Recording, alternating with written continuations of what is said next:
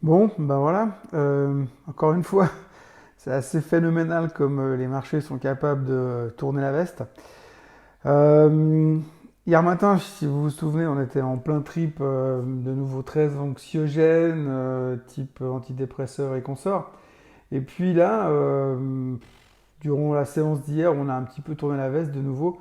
En fait, on a un peu cet effet Powell qui était très négatif depuis mercredi, qui tout d'un coup s'est dissipé en l'espace de quelques minutes parce que soudainement, eh bien, les gens se sont dit ouais, c'est trop cool, on est à nouveau dehors, tout va bien. Donc on a un peu basculé entre c'est moche, on a eu quand même pas mal de commentaires négatifs, et puis directement derrière, on se dit ouais, mais finalement, on va quand même sortir, donc peut-être que la pandémie va s'arrêter et puis que ça ira pour le mieux dans le meilleur des mondes et que tout le monde va commencer à dépenser de l'argent, donc c'est plutôt des bonnes nouvelles.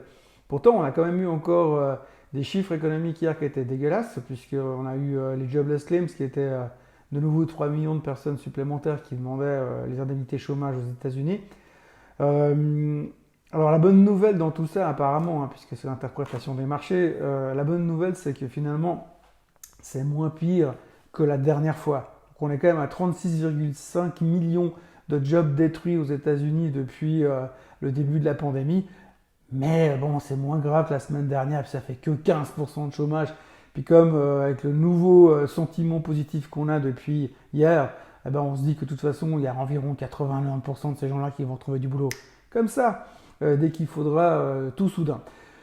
Donc voilà, on a à nouveau un peu tourné la veste. Alors ce matin, c'est un petit peu le lendemain de gueule de bois. Il faut quand même voir que les Européens, ils ont quand même vachement raté le rallye hier, puisqu'ils ont quand même clôturé quand le marché était au fond du trou.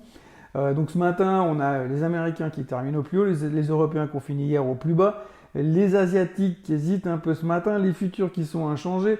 Donc en gros, on est un peu dans ce lendemain de gueule de bois où on ne sait pas trop s'il faut continuer, qu'est-ce qu'on va faire. Bon, puis accessoirement, c'est vendredi.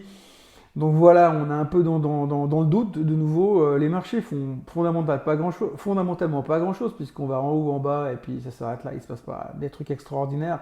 On a de la peine à prendre une décision, et fondamentalement, aujourd'hui, on sait qu'on est beaucoup remonté au niveau des marchés. Maintenant, on a besoin d'avoir des signes réels de l'économie. Et c'est vrai que les signes réels de l'économie, ça pourra prendre un petit peu de temps. Alors pour l'instant, on a l'impression qu'on démarre sur une journée un peu molle. À noter quand même le très bon démarrage de l'or, encore un bon démarrage de l'or, puisque ce matin on est à 1740 et des poussières sur l'or. Et puis le pétrole qui a explosé de 10% parce qu'il y avait un regain d'optimisme. Alors ce qui est une bonne chose à savoir, c'est qu'il n'y a pas un avion dans le ciel, quasiment, mais tout le monde est optimiste sur le fait que la consommation du pétrole, ça va recommencer.